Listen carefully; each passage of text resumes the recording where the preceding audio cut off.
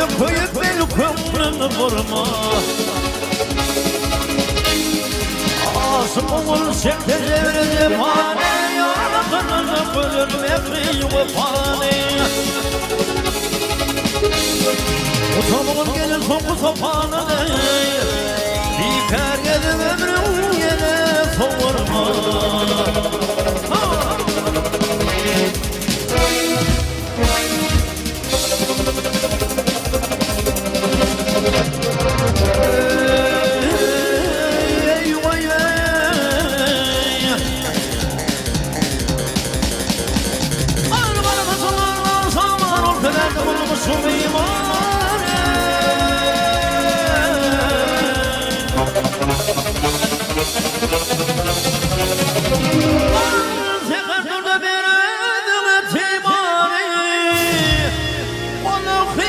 Çekip gönül sürme.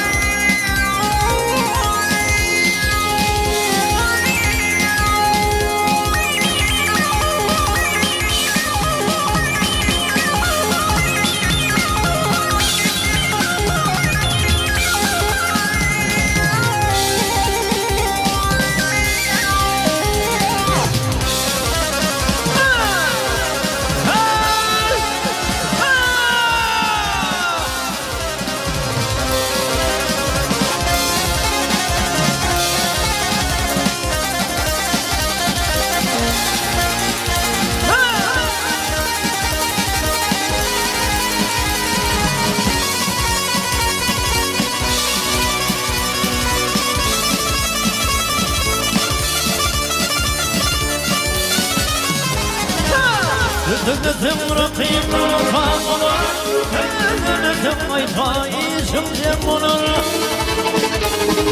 Birisini yamşamar gem olur, o somektedim kolumdan birine. İyileşinler